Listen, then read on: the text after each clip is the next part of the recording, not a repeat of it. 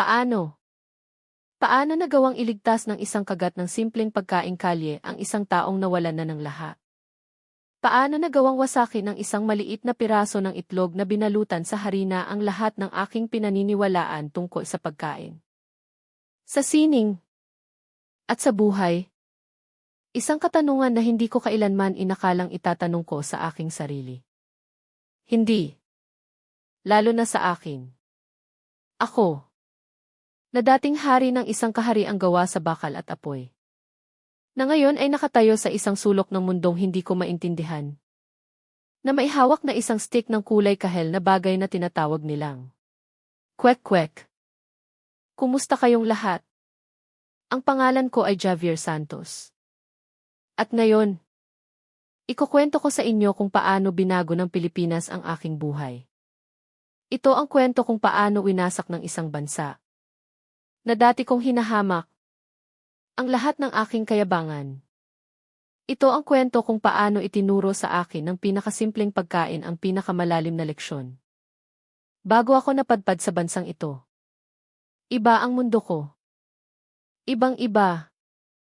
Ipinanganak ako sa Barcelona, sa isang pamilyang humihinga ng pagkain. Ang aking lolo ay isang panadero. Ang aking ama, isang chef. At ako ang dapat maging kinabukasan. Ang ebolusyon. Hindi ako kontento sa mga lumang resat.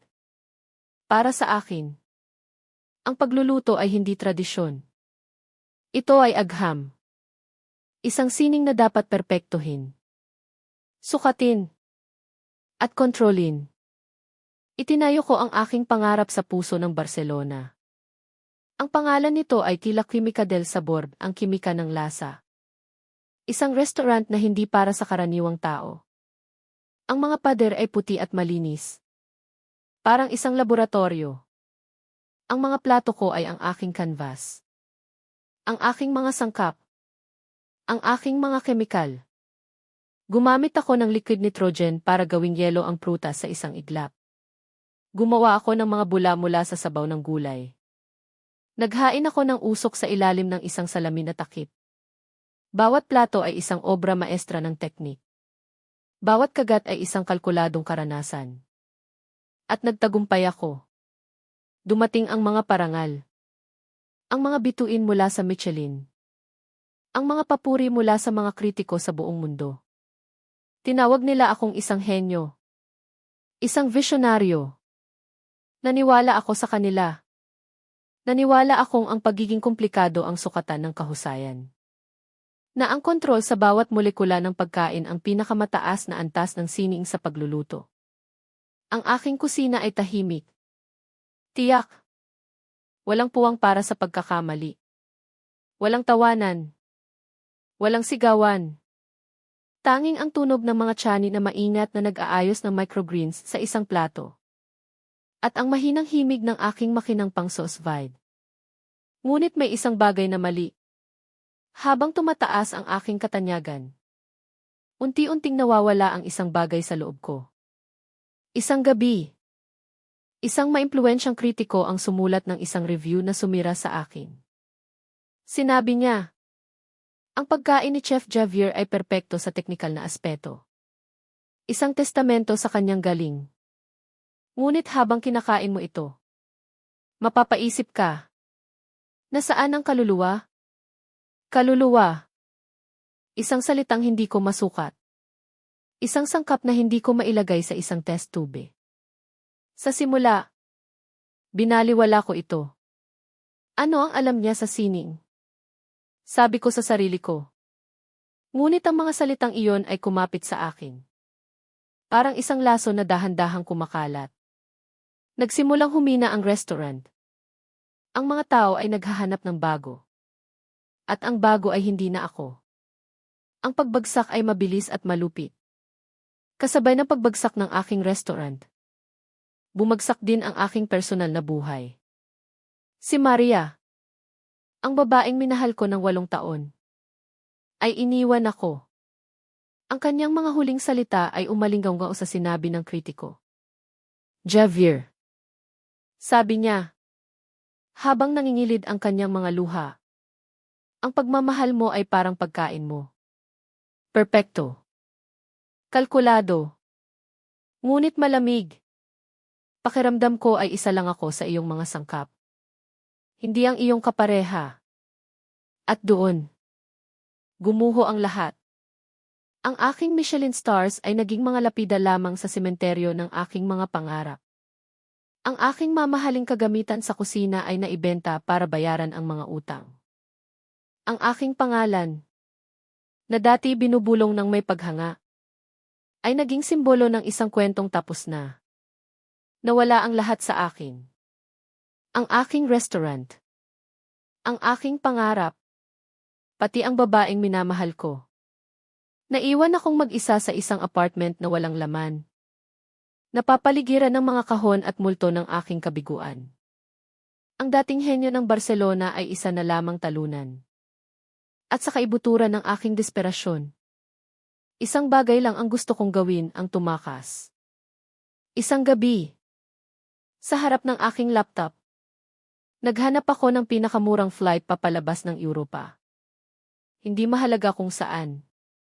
Ang mahalaga ay makalayo ako sa lahat ng nagpapaalala sa akin kung sino ako dati. At doon. Sa screen. Lumitaw ang isang pangalan, Maynila. Pilipinas. Pilipinas. Wala akong gaanong alam tungkol sa lugar na iyon.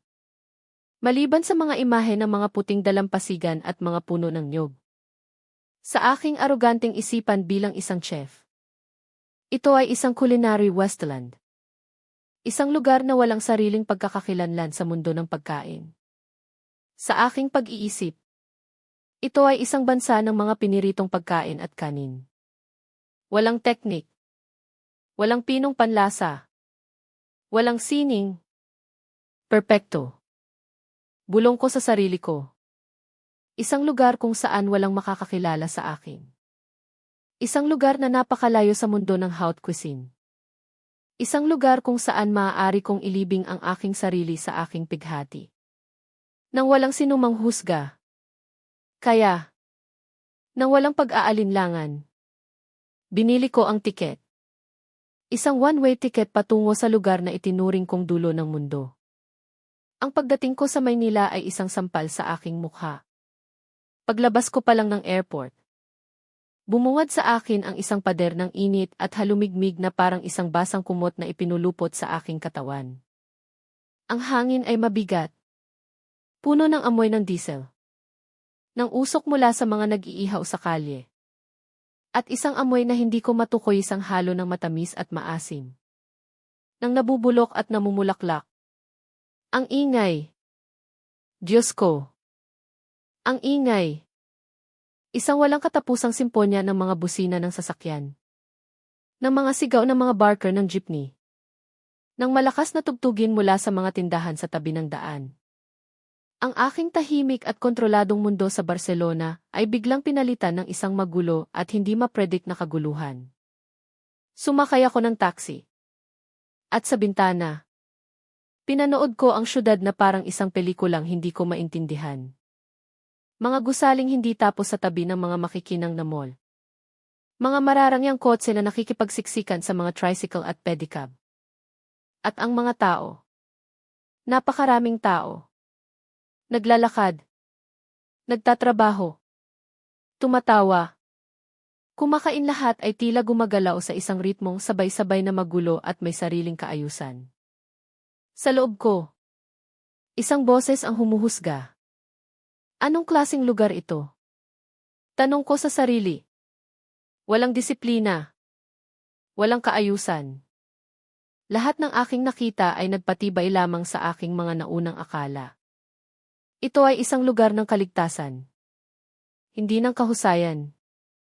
Isang lugar kung saan ang mga tao ay kumakain para lamang mabuhay.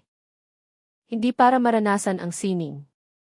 Nag-check-in ako sa isang murang hotel sa isang eskinita sa Malate. Ang aking kwarto ay maliit at amoy luma. Mula sa aking bintana, tanaw ko ang isang gubat ng mga bubong na yero at mga sampayan na puno ng mga damit. Sa ibaba, sa kalye, May mga batang naglalaro ng basketball gamit ang isang singsing na gawa sa baluktot na bakal.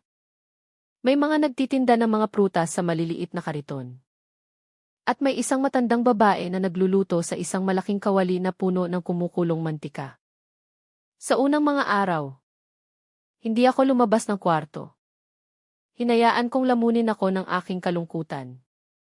Ngunit sa kalaunan, ang gutom ay nagtulak sa akin palabas. At doon nagsimula ang aking tunay na paglalakbay. Naglakad ako sa mga kalye ng walang patutunguhan. Isang dayuhan sa sarili kong balat. Bawat sulok ay may nagtitinda ng pagkain. Mga tuhog ng inihaw na bituka ng manok. Mga bilog na tinapay na tinatawag na pandesal. Mga makukulay na inumin na may sago at gulaman. Tiningnan ko ang lahat ng ito nang may pagkasuklam. Bilang isang chef na sinanay sa pinakamataas na pamantayan ng kalinisan. Ang nakikita ko lang ay ang mga panganib. Ang mantika na paulit-ulit na ginagamit. Ang mga kamay na humahawak ng pera at pagkatapos ay humahawak ng pagkain. Ang alikabok at usok mula sa mga sasakyan na dumidikit sa bawat inihaw. Paano nila ito nakakain? Bulong ko sa sarili. Habang umiiwas sa isang nagtitinda ng balut. Para sa akin, ito ay hindi pagluluto. Ito ay isang desperadong paraan upang punan ang tiyan. Simple. Magaspang. At walang anumang bakas ng sining o pag-ibig na hinahanap ko sa pagkain. Pinilit kong humanap ng isang itotoong restaurant. Isang lugar na may tamang mga mesa at kubyertos. Ngunit kahit doon, nadismaya ako. Ang mga pagkain ay matatamis o maaalat. Ang mga presentasyon ay walang ka-effort. Lahat ay may kasamang isang bundok ng kanin. Pakiramdam ko ay nasa isang ibang planeta ako. Isang planeta kung saan ang aking mga taon ng pagsasanay at kaalaman ay walang silbi. Ang aking panlasa, na minsan kong itinuring na sopistikado, ay walang mahanap na kasiyahan. Lalo akong naging mapait. Ang lugar na ito, na dapat sana'y maging aking kanlungan, ay naging isang salamin lamang ng aking kabiguan.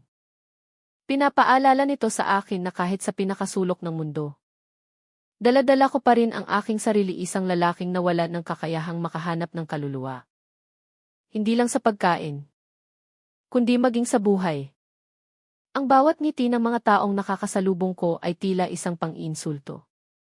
Paano sila nagiging masaya sa ganitong kaguluhan? Paano sila nakukontento sa ganito kasimpleng buhay? Ang kanilang kagalakan ay isang misteryo sa akin. Isang wikang hindi ko maintindihan.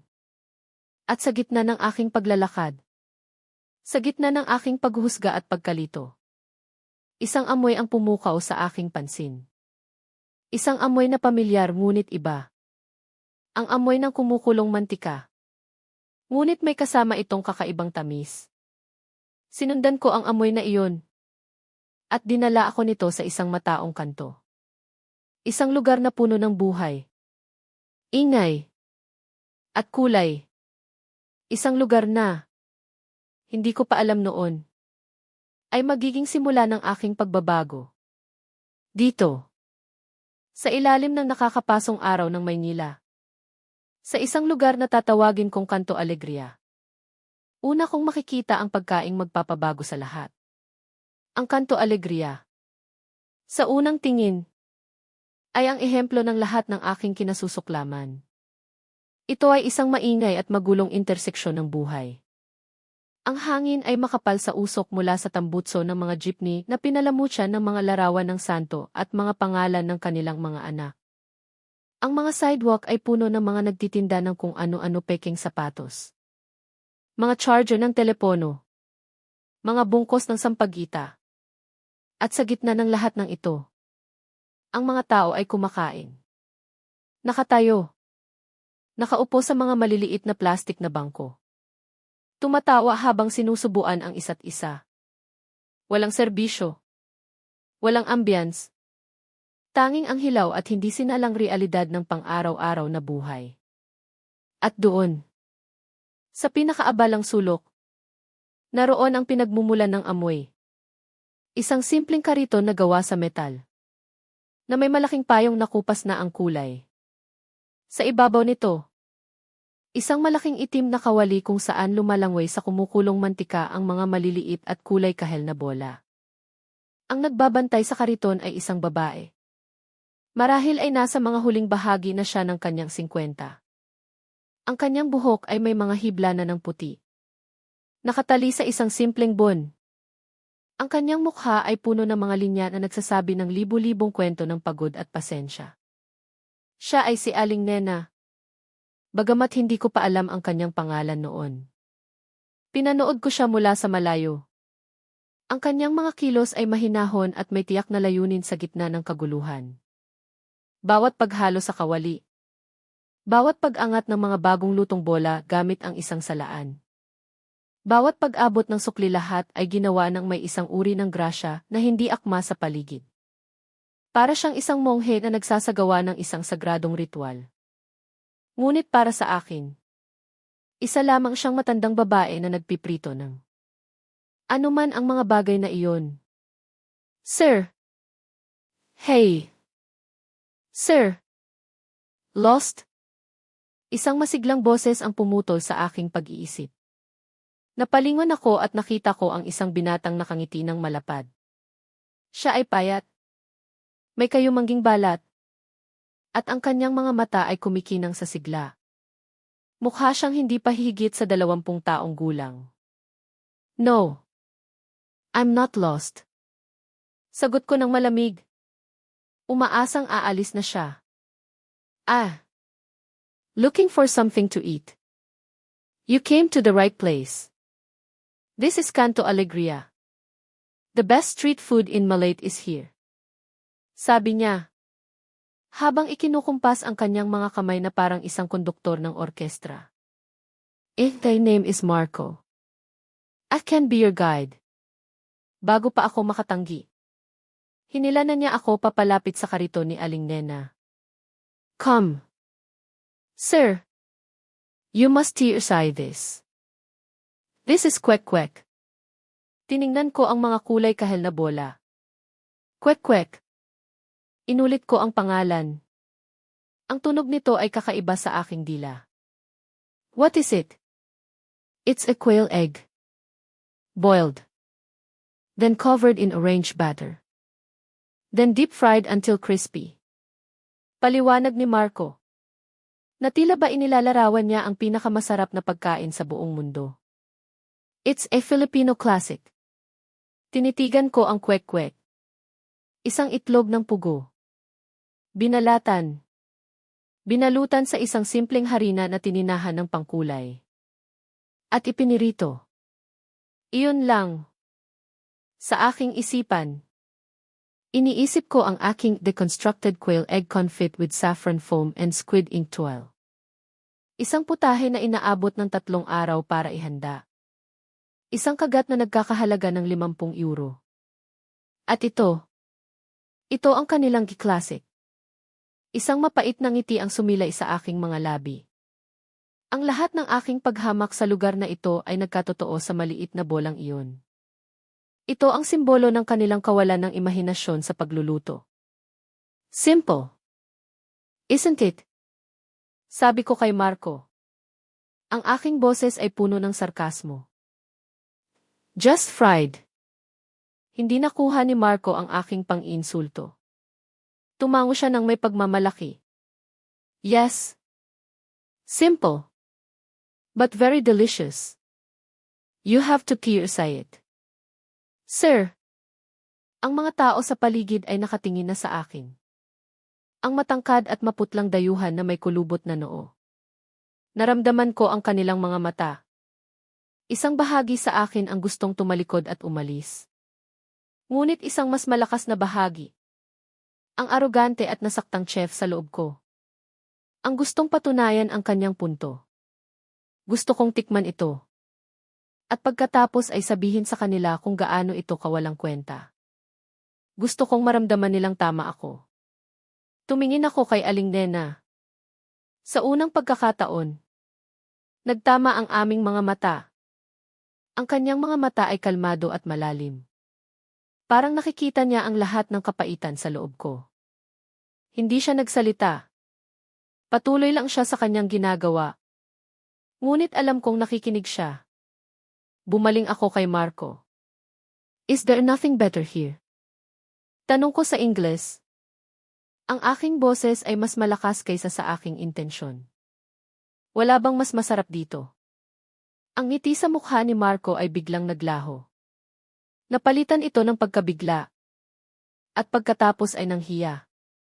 Ang mga taong nakapila ay tumahimik.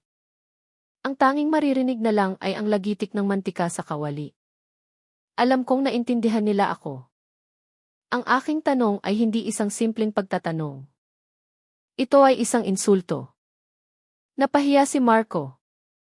Sir, it's very good. You should just resign. Nautal niyang sabi. Ngunit hindi ko na siya pinansin. Nakatingin ako kay Aling Nena.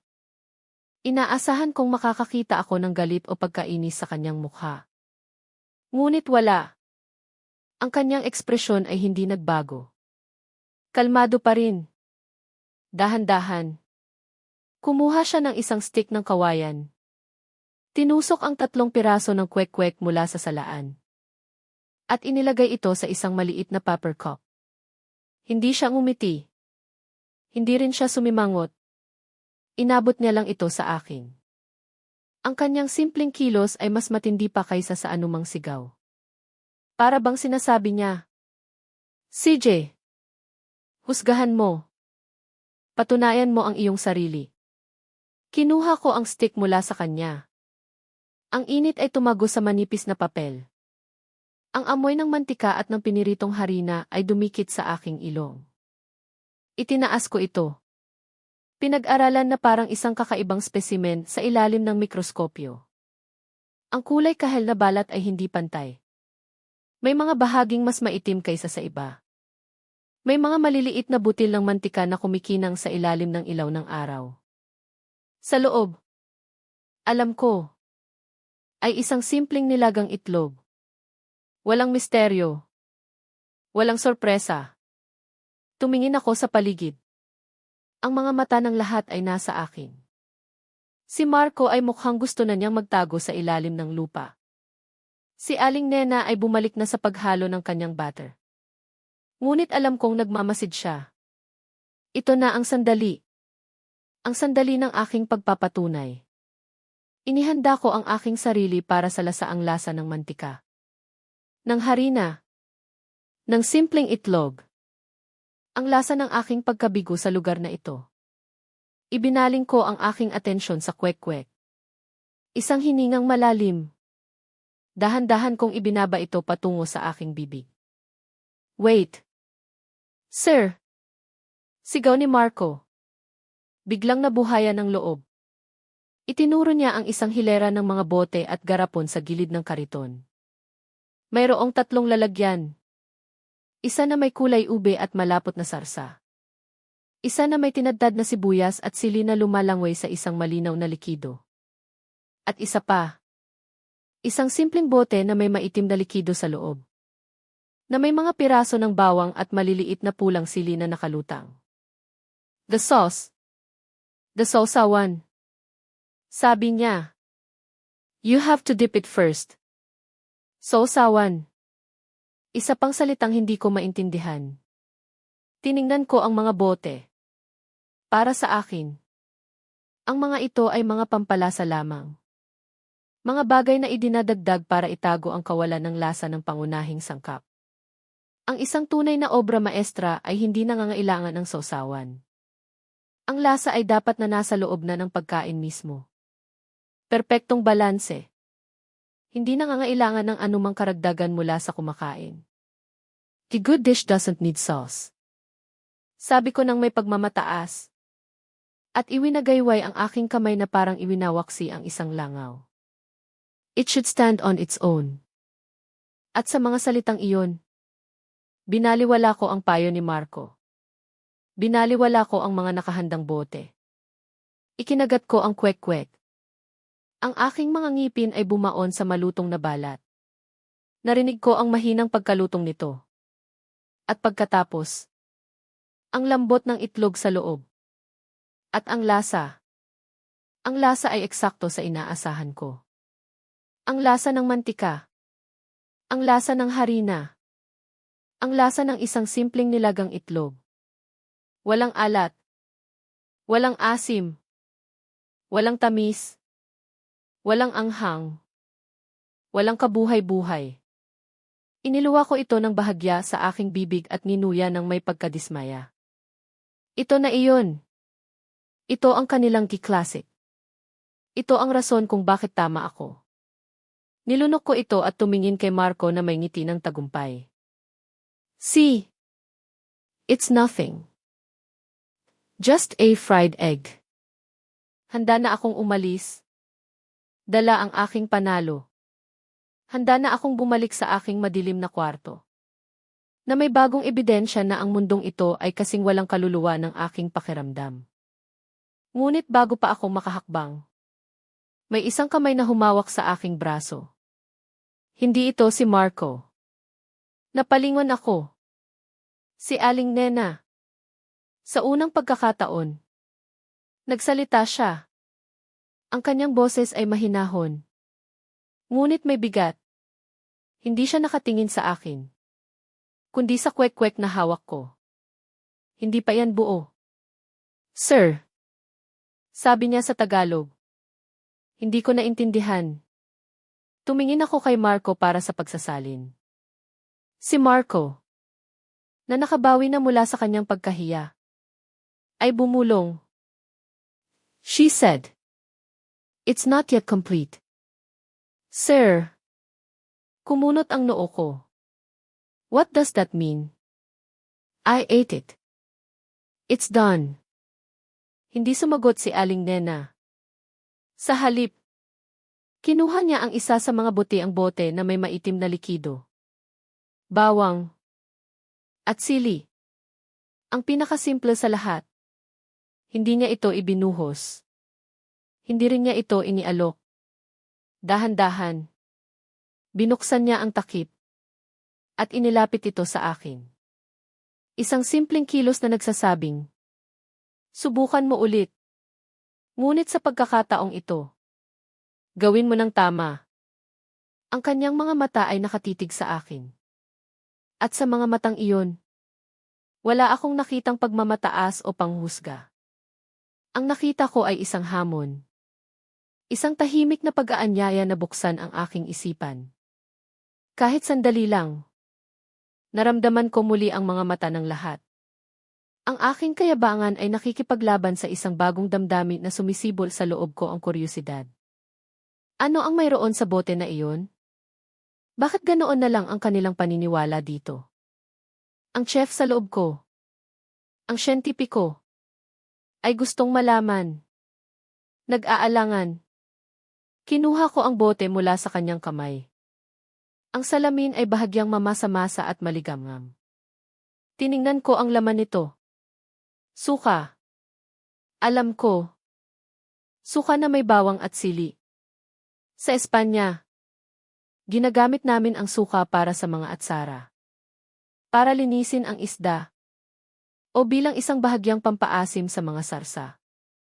Ito ay isang sangkap. Hindi ang bida. Go on. Sir. Just to dip. Bulong ni Marco. Na tila nagdarasal. Bumuntong hininga ako. Isang huling pagsubok. Kung pagkatapos nito ay wala pa ring lasa, aalis na ako at hindi na babalik. Itinapat ko ang natitirang dalawang kwek-kwek sa bibig ng bote. Nakita ko ang mga piraso ng bawang at sili na sumasayaw sa likido habang inilulubog ko ang mga ito. Hindi ko ito binabad ng matagal. Isang mabilis na paglubog lamang. At inangat ko ito. Ang kulay kahel na balat ay kumikinang na ngayon. Bas ng maitim na suka. Ang amoy ay nagbago. Hindi na lang ito amoy mantika. Mayroon na ngayong matapang na amoy ng asim. Isang pahiwatig ng anghang mula sa sili. At ang pamilyar na aroma ng bawang. Nag-aalinlangan pa rin. Dinala ko ito sa aking bibig. Ang aking isipan ay handa na para sa parehong walang buhay na lasa. Na may dagdag na asim. At pagkatapos, sumabog ang lahat. Sa sandaling tumama ang kwek-kwek sa aking dila. Isang bagay na hindi ko inaasahan ang nangyari. Hindi ito isang simpleng pagdaragdag ng lasa. Ito ay isang kemikal na reaksyon. Isang kumpletong pagbabago. Isang pagsabog na yumanig sa pundasyon ng lahat ng aking kaalaman sa pagluluto. Ang unang dumating ay ang asim. Ngunit hindi ito ang simpleng asim na sumusuntok sa panga. Ito ay isang malinis, matalas na asim na agad pumutol sa pagkamantika ng pinirito. Para itong isang matalim na kutsilyo na humiwa sa isang makapal na tela, na nagbigay daan sa ibang mga lasa na lumabas. Bigla, ang mantika ay hindi na mabigat at nakakasuya. Ito'y naging isang behikulo lamang para sa malutong na tekstura. Ang hiwa ng asim ay parang isang kidlat na nagliwanag sa isang madilim na silid. At sa liwanag na iyon, nakita ko ang lahat. Pagkatapos ng asim, dumating ang anghang. Isang mainit na kiliti sa dulo ng aking dila. Hindi masakit. Hindi nangingibabaw. Ito ay sapat lamang para gisingin ang aking mga taste buds. Para ihanda sila sa susunod na darating. Ito ay isang anghang na hindi sumisigaw. Kundi bumubulong isang pangako ng init na dahan-dahang kumakalat sa aking bibig. Na nag-iiwan ng isang kaaya-ayang pakiramdam. Kasunod nito, ang alat. Isang banayad na alat na nagpalabas sa lasa ng itlog mismo. Bigla, ang dating walang lasa na itlog ng pugo ay nagkaroon ng sarili nitong pagkatao. Ito ay naging malinamnam, mayaman, na may isang pahiwatig ng tamis na likas dito. Ang simpleng itlog ay naging sentro ng karanasan. Hindi na isang tagapuno lamang. At sa huli, habang ang lahat ng mga lasa ay nagsasama-sama, isang banayad na tamis ang lumitaw. Hindi ito tamis ng asukal. Ito ay isang komplikadong tamis na nagmula sa suka mismo. Marahil mula sa tubo. Na binalanse ang lahat. Ito ang pandikit na nagbuklod sa asim. Anghang. At alat sa isang perpektong harmonya. Asim. Anghang. Alat. Tamis. Ang apat na pangunahing elemento ng panlasa. Na sumasayaw sa aking bibig sa isang paraan na hindi ko kailanman naranasan. Sa aking laboratorio kusina, pinaghihiwalay ko ang mga lasang ito. Ginagawa ko silang bula, pulbos, o gel. Kinokontrol ko sila. Dito. Sa isang simpleng bote ng suka sa isang maalikabok na kalye. Ang apat na lasa ay nagsama-sama ng natural. Nang walang anumang pretensyon. Na lumikha ng isang ikalimang lasa, ang perpektong balanse. Nakatayo lang ako roon. Tulala. Ang aking mga mata ay nakapikit. Ang ingay ng kanto alegria ay naglaho. Ang init ng araw ay nawala. Ang tanging umiiral ay ang pagsabog ng lasa sa aking bibig. Ang simpleng kwek-kwek na ito. Na ilang sandali lang ang nakalipas ay aking hinamak. Ay nagbigay sa akin ng isang karanasan na mas malalim at mas totoo kaysa sa alinman sa aking mga Michelin-starred na likha. Ang aking deconstructed quail egg confit. Ito ay isang malamig at intelekwal na ehersisyo kumpara sa mainit at madamdaming sayaw na nangyayari sa aking bibig. Dahan-dahan. Iminulat ko ang aking mga mata. Ang unang mukhang nakita ko ay ang kay Aling Nena. Nakatayo pa rin siya sa harap ko. Ang kanyang mga kamay ay magkasalikop sa kanyang apron. At sa unang pagkakataon, isang bahagyang ngiti ang sumilay sa kanyang mga labi. Hindi ito isang ngiti ng tagumpay. Ito ay isang ngiti ng pag-unawa. Para bang sinasabi niya, ngayon, naiintindihan mo na. Tumingin ako sa kwek-kwek na hawak ko pa. May isa pang piraso. Nang walang pag-aalinlangan. Isinawsaw ko itong muli sa bote. Sa pagkakataong ito'y mas matagal. Sinisiguradong bawat sulok ay nababalutan ng mahiwagang likido. At kinain ko ito. Ang pangalawang kagat ay mas maganda pa. Ngayon, alam ko na kung ano ang aasahan. At mas lalo kong pinahalagahan ang bawat nota sa simponya ng lasa. Ano? Ano ito? Bulong ko. Hindi kay Marco. Hindi kay Aling Nena. Kundi sa hangin. Ang tanong ay hindi tungkol sa mga sangkap. Alam ko kung ano ang suka, bawang, at sili. Ang tanong ko ay mas malalim. Paano? Paano nila ito nagawa? Si Marco, na nakikitang nagbago ang aking ekspresyon mula sa paghamak patungo sa pagkamangha, ay ngumiti ng malapad. Ang kanyang pagkapahiya ay napalitan ng dalisay na pagmamalaki. Suka. Sir. Special vinegar. Sausawan. Sausawan. Inulit ko ang salita. Sa pagkakataong ito, hindi na ito tunog banyaga. Ito ay tunog. Mahalaga. This is not just vinegar. This is perfectly balanced. The acidity. The spice. The saltiness. The sweetness. It's a perfect composition. Tumawa si Aling Nena. Isang mahinang tawa na parang tunog ng maliliit na kampana. Simpleng suka lang. Sir. May kaunting bawang. Sili. Sibuyas. Asin. At asukal. Ang kanyang mga salita ay simple. Ngunit para sa akin, binuksan nito ang isang pinto sa isang bagong mundo. Ang henyo ay wala sa kwek-kwek. Ang kwek-kwek ay isang blankong canvas. Isang napakahusay na blankong canvas na may perpektong lutong itlog at malutong na balat. Ngunit isang canvas pa rin. Ang tunay na obra maestra ay nasa bote. Ang sausawan. Ito ay isang culinary philosophy na lubos na kabaligtaran ng sa akin. Ako, bilang chef, ang nagdidikta ng karanasan. Bawat kagat ay dapat na eksakto tulad ng aking binalak. Ang kumakain ay isang pasibong tagatanggap ng aking sining. Ngunit dito, ang filosofiya ay iba.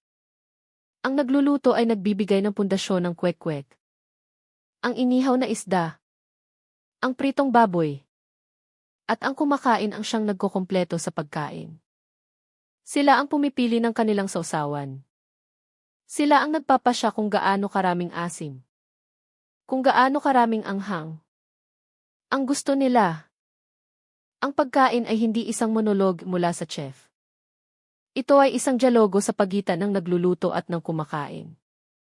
Isang pakikipagtulungan. Bigla. Lahat ng aking nakita sa mga nakaraang araw ay nagkaroon ng bagong kahulugan. Ang mga nagtitinda sa kalye na maihilera ng mga bote at lalagyan. Ang mga pamilya sa mga restaurant na naghahalo ng toyo. Kalamansi. At sili sa maliliit na platito. Hindi ito isang paraan upang itago ang isang walang lasa na pagkain. Ito ay isang sining. Ito ay ang sining ng kisawsawan. Maaari ko bang tingnan? Tanong ko kay Aling Nena. Itinuturo ang bote. Tumango siya. Inabot ko ang bote sa kanya. At ibinuhos niya ang kaunti sa isang maliit na plastic cup. Inilapit ko ito sa aking ilong. Ipinikit ang aking mga mata. At sinubukang paghiwalayin ang mga aroma.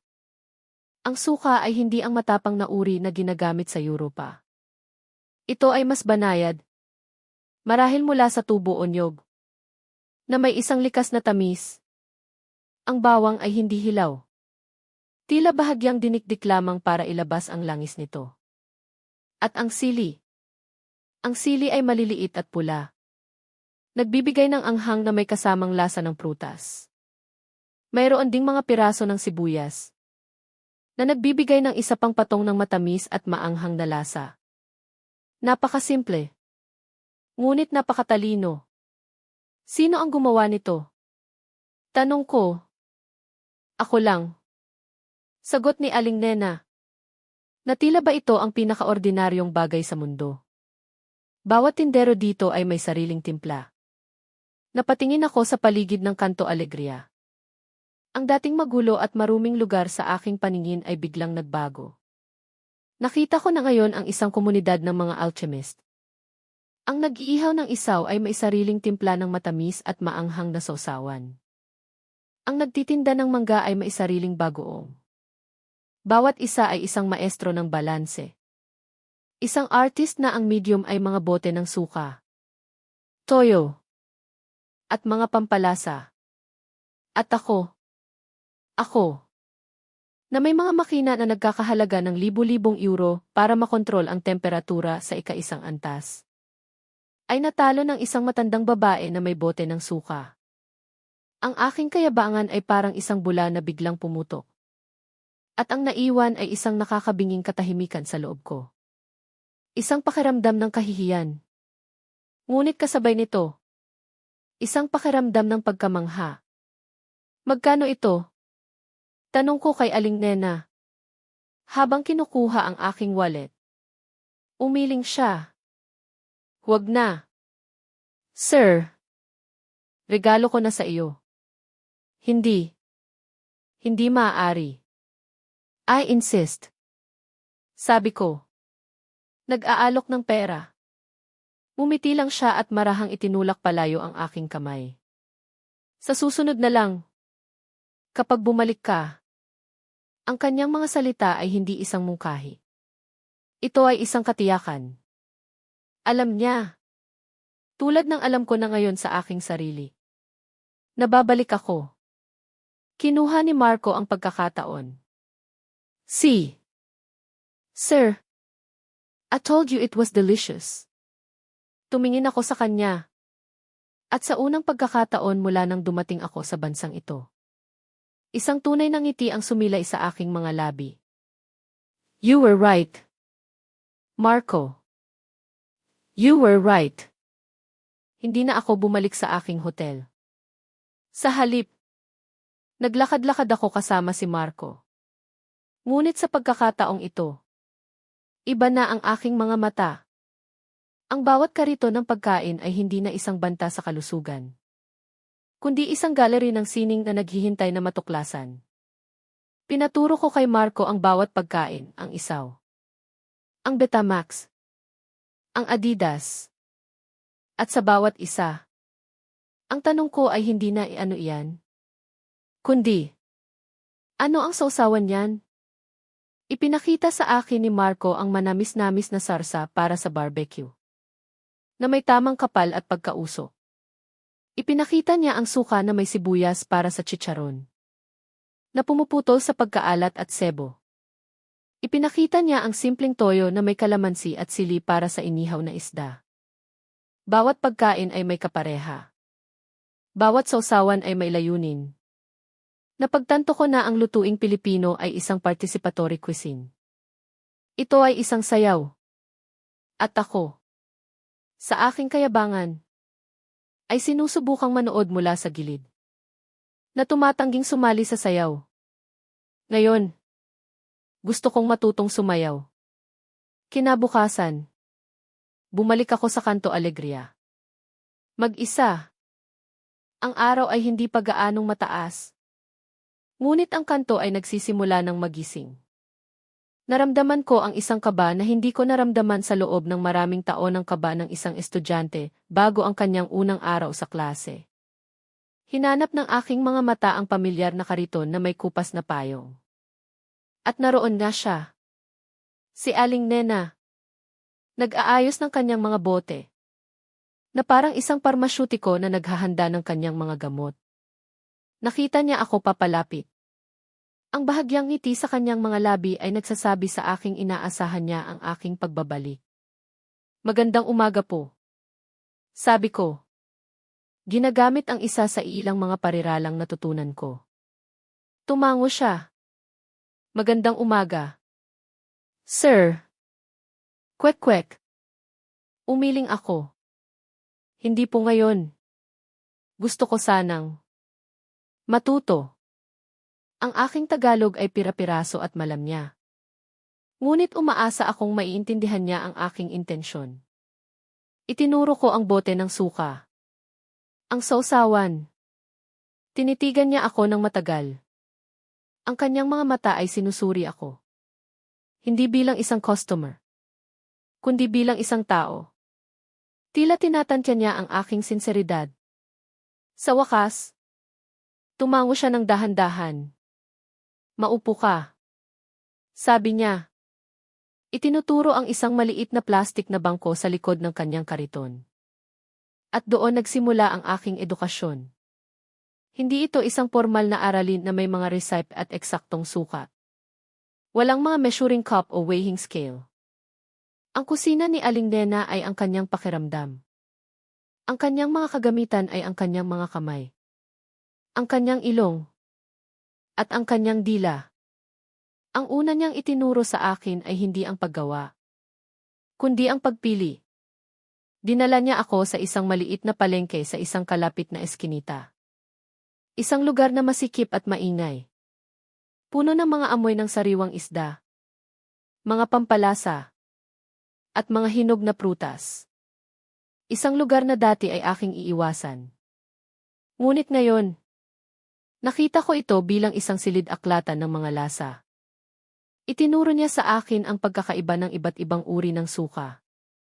Ang sukang paumbong, nagawa sa ni Papalm, na may banayad na asim at alat. Ang sukang Iloco, nagawa sa tubo, na mas matapang at may pahiwatig ng tamis. Ang sukang Nyog, na may kakaibang creaminess. Pinatikim niya sa akin ang bawat isa. Ipinaliwanag niya kung alin ang mas bagay sa pritong isda. At kung alin ang para sa adobo. Para sa kanya, ang suka ay hindi lang basta suka. Ito ay may sariling pagkatao. Isang kaluluwa. Pagkatapos ay ang sili. Hindi lang basta sili. Mayroong siling labuyo. Maliliit ngunit napakaanghang. Na nagbibigay ng matinding init. Mayroon ding siling haba, na mas banayad at nagbibigay ng lasa kaysa sa anghang. Ang init ay dapat may kasamang lasa. Hindi lang basta sakit. Paliwanag niya. Sa loob ng maraming araw. Ito ang naging aming ritual. Sa umaga. Palengke. Sa tanghali. Paghahanda. At sa hapon. Panonood sa kanya habang nagtitinda siya. Habang pinagsasama-sama niya ang mga sangkap para sa kanyang mahiwagang timpla. Pinanood ko kung paano niya dinidikdik ang bawang hindi ginigiling ng pino. Kundi sapat lang para lumabas ang langis nito. Pinanood ko kung paano niya hinihiwa ang sibuyas hindi pare-pareho ang laki. Para mayroon kang makagat na piraso paminsan-minsan. Pinanood ko kung paano niya tinutunaw ang kaunting asin at asukal sa suka. Tinitikman ito ng paulit-ulit. Hindi gamit ang kutsara. Kundi sa pamamagitan ng pagtulo ng kaunti sa kanyang palad at pagdila dito. Isang araw. Binigyan niya ako ng isang bote at mga sangkap. Ikaw naman. Sabi niya. Naramdaman ko ang pamilyar na kumpiyansa ng isang chef. Alam ko ang teorya. Alam ko ang tungkol sa balanse. Kumuha ako ng mangkok at nagsimulang maghalo. Naglagay ako ng suka. Dinikdik na bawang. Hiniwang sili. Asin. At asukal. Sinunod ko ang mga proporsyon na sa tingin ko ay tama. Ang resulta. Isang kabiguan. Masyadong maasim. Pagkatapos. Masyadong maanghang. Pagkatapos. Masyadong matamis. Para akong isang musikero na alam ang lahat ng nota, ngunit hindi makabuo ng isang magandang himig. Napanood ako ni Aling Nena ng may pasensya. Hindi siya tumawa. Hindi niya ako pinagalitan. Nang sa wakas ay sumuko ako sa pagkabigo. Lumapit siya. Masyado kang nag-iisip. Javier. Sabi niya. Sa unang pagkakataong ginamit ang aking pangalan. Ang pagluluto ay hindi lang sa isip. Dito. At itinuro niya ang kanyang puso. At dito. At itinuro niya ang kanyang dila. Kailangan mong pakinggan ang mga sangkap. Sila ang magsasabi sa iyo kung ano ang kailangan nila. Ang kanyang mga salita ay tumama sa akin ng malakas. Sa buong karera ko, ako ang nagdidikta sa mga sangkap. Pinipilit ko silang maging kung ano ang gusto ko. Hindi ko sila kailanman pinakinggan. Sinubukan ko ulit. Sa pagkakataong ito, mas mabagal. Inamoy ko muna ang suka. Tinikman ko ito. Naramdaman ko ang asim nito. Nagdagdag ako ng kaunting bawang at hinayaan itong maghalo. Tinikman ko ulit. Nagbago na ang lasa. Dahan-dahan. Idinagdag ko ang iba pang mga sangkap. Tinitikman sa bawat hakbang. Na parang nakikipag-usap ako sa timpla. Hindi na ito isang formula. Ito ay isang pag-uusap. At pagkatapos ng halos isang oras, nagawa ko. Isang timpla na hindi eksaktong katulad ng kay Aling Nena. Ngunit may sarili nitong balanse. Mayroon itong kaunting anghang na sumasalamin sa aking pagkatao. Ngunit nandoon ang harmonya. Pinatikim ko sa kanya. Kumuha siya ng kaunti. Ipinikit ang kanyang mga mata. At hinayaan itong manatili sa kanyang dila. Isang mahabang sandali ng katahimikan. At pagkatapos, tumango siya. Pwede na. Sabi niya. Ang dalawang salitang iyon. Pwede na. Mula sa isang simpleng tindera sa kalye. Ay mas mahalaga pa sa akin kaysa sa lahat ng Michelin stars na natanggap ko. Ito ay isang pagkilala hindi sa aking teknik, kundi sa aking pag-unawa. Sa unang pagkakataon, naramdaman kong hindi ako nagluluto gamit ang aking utak, kundi gamit ang aking puso. Ang Kanto Alegria ay naging aking mundo. Ang mga tao roon, na dati mga estranghero lamang sa akin, ay naging aking komunidad. Si Mang Tony, ang magtataho, na laging nagbibigay sa akin ng isang mainit na baso tuwing umaga. Ang mga batang naglalaro ng basketball, na ngayon ay binabati na ako ng tihey. Kuya Chef, at si Marco, na naging aking tapat na kaibigan at tagasalin, na laging handang ipaliwanag sa akin ang mga nuances ng kulturang Pilipino. Natutunan ko ang tungkol sa konsepto ng pakikisama. Ang kahalagahan ng pagiging bahagi ng isang grupo. Natutunan ko ang tungkol sa bayanihan. Ang diwa ng pagtulong sa isa't isa nang walang hinihintay na kapalit. Nakita ko ito nang masira ang gulong ng jeepney ni Mang Jun. At ang lahat sa kanto ay huminto sa kanilang ginagawa para tumulong sa pagtulak. Walang nag-utos. Walang nagreklamo. Ito ay isang bagay na likas sa kanila. Isang hapon, habang nag-uusap kami ni Aling Nena, tinanong ko siya kung bakit kwek-kwek ang napili niyang itinda. Ngumiti siya. Isang malungkot na ngiti. Ito ang nagpaaral sa 3 kong anak. Sabi niya, namatay ang asawa ko nang bata pa sila. Ito lang ang alam kong paraan para mabuhay kami. Bigla, ang simpleng kwek-kwek ay nagkaroon ng mas malalim na kahulugan. Hindi lang ito pagkain. Ito ay isang simbolo ng sakripisyo, ng pagmamahal ng isang ina, ng katatagan. Ang bawat pirasong ibinebenta niya ay isang hakbang patungo sa mas magandang kinabukasan para sa kanyang mga anak. Ang mantika sa kanyang kawali ay ang langis na nagpapatakbo sa makina ng mga pangarap ng kanyang pamilya. Nasaan na po sila ngayon? Tanong ko. Ang kanyang mga mata ay nagliwanag sa pagmamalaki. Ang panganay ko ay isang engineer sa Dubai. Ang pangalawa ay isang nurse dito sa Maynila. At ang bunso, nag-aaral pa ng abogasya.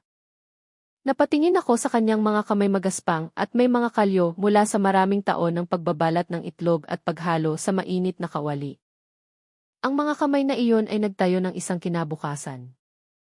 Ang mga kamay na iyon ay may mas maraming kwento at karangalan kaysa sa aking malilinis at makikinis na mga kamay. Doon ko napagtanto ang isa pang bagay. Ang pagkain dito ay hindi lamang tungkol sa lasa. Ito ay tungkol sa kwento. Ito ay tungkol sa mga tao. Ang bawat putahe ay may pinagmulan. Isang dahilan kung bakit ito umiiral. Ang adobo ay resulta ng pangangailangang ipreserba ang pagkain bago pa magkaroon ng refrigerator. Ang sinigang ay ang yakap ng isang ina sa isang maulang araw. Nagsimula akong magtanong. Hindi lang tungkol sa mga resat, kundi tungkol sa mga buhay ng mga tao. At sa bawat kwentong naririnig ko, mas lalo kong nauunawaan ang kaluluwa ng kanilang pagkain. Ang aking dating mundo ng perpektong mga bilog ng sarsa at mga microgreens na inayos gamit ang tiyani ay tila napakalayo na. Tila ito ay isang huwad at mababaw na mundo. Dito, sa gitna ng usok, ingay, at alikabok, natagpuan ko ang isang bagay na mas totoo. Mas dalisay. Natagpuan ko ang isang koneksyon.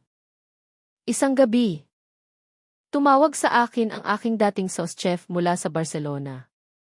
May isang grupo ng mga investor na gustong buhayin muli ang Tila Química del Sabor. Gusto nilang ako ang mamuno. Ito ang alok na matagal ko nang hinihintay. Ang pagkakataong bumalik. Ang pagkakataong bawiin ang aking korona. Ilang buwan lang ang nakalipas. Hindi ako mag-aatubiling sagutin ng si. Ngunit ngayon, habang nakaupo ako sa plastik na bangko sa Kanto Alegria, nakikinig sa tawanan ng mga tao at naaamoy ang inihaw na baboy, nag-alinlangan ako. Ang mundo ba ng Michelin stars ang tunay kong mundo? O ang mundong ito, kung saan ang isang bote ng suka ay maaaring maglaman ng kwento ng pag-ibig at sakripisyo ng isang pamilya? Ang sagot ay hindi na kasing simple ng dati. Ang alok mula sa Barcelona ay bumabagabag sa akin sa loob ng maraming araw. Ito ay parang isang multo mula sa aking nakaraan, na nang aakit sa akin pabalik sa isang buhay na parehong pamilyar at ngayon ay tila dayuhan. Sa gabi, sa katahimikan ng aking maliit na kwarto, naiisip ko ang kintab ng aking dating kusina. Ang respeto sa mga mata ng aking mga staff. Ang pakiramdam ng tagumpay. Ito ang lahat ng pinaghirapan ko. Hindi ba't isang kahangalan na talikuran ito?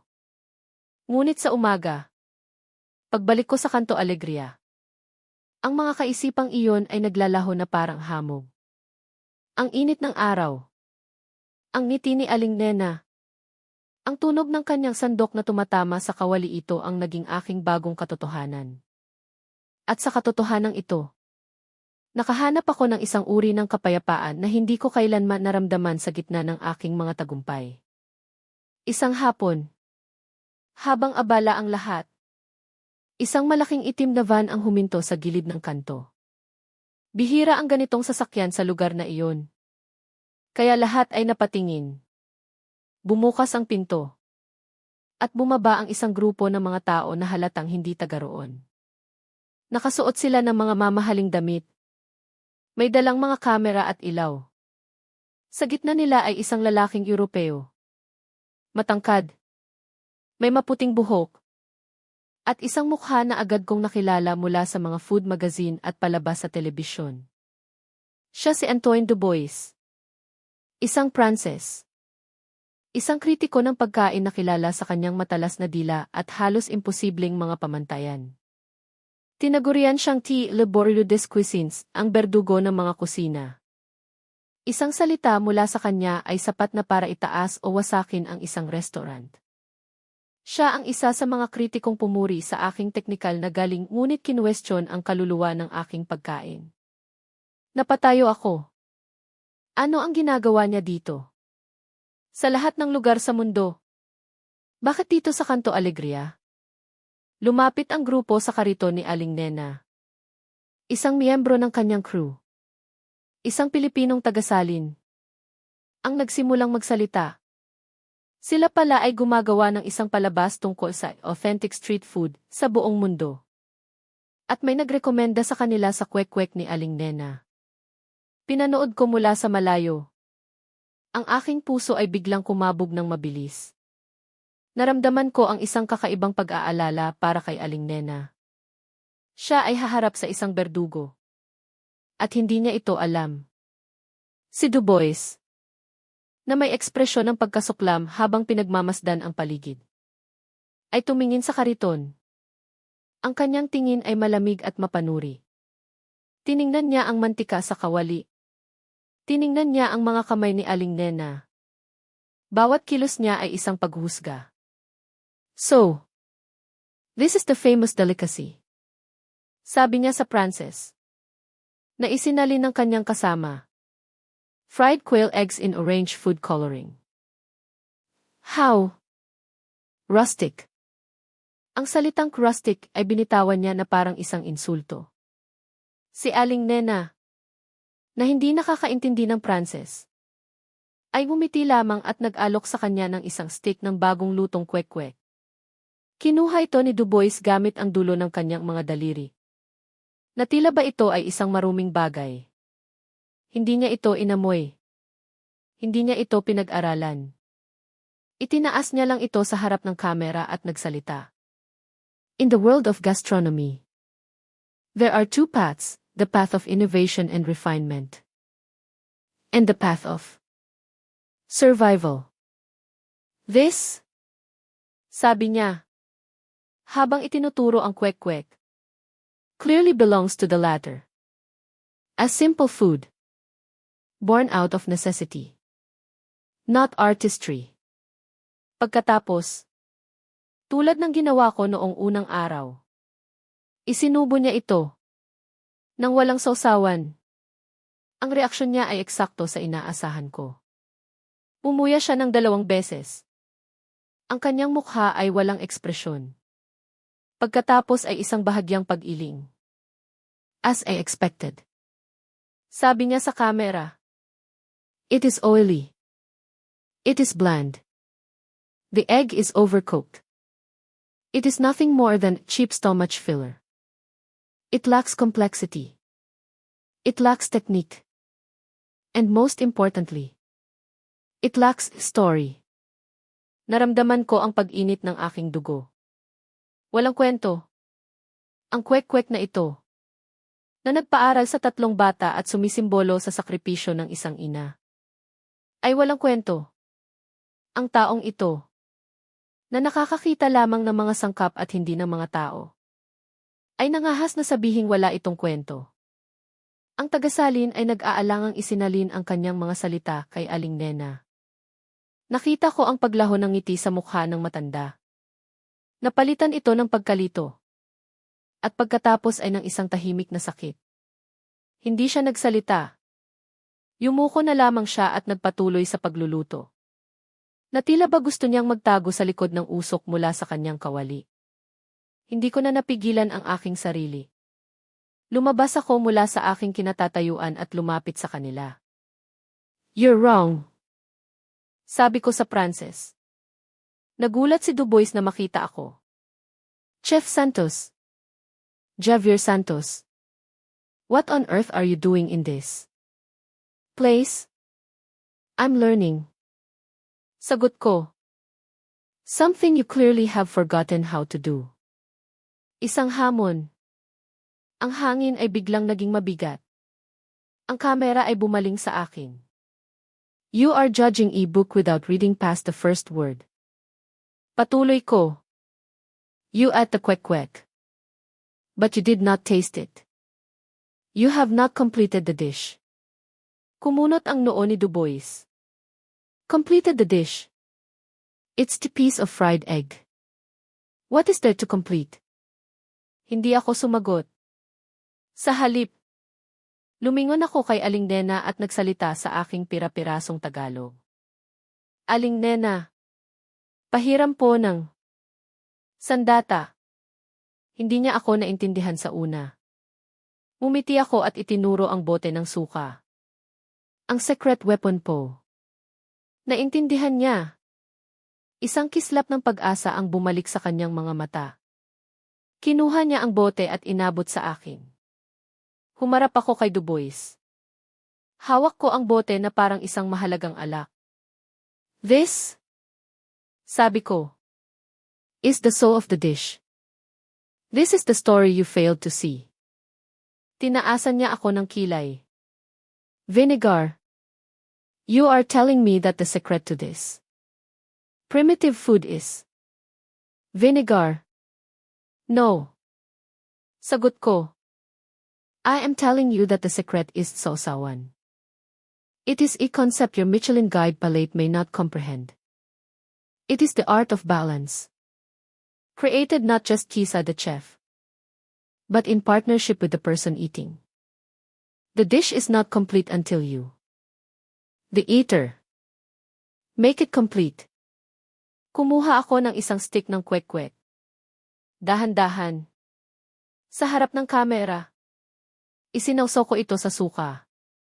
Sinisiguradong nakikita ng lahat. Ang simpleng kilos ay naging isang seremonya.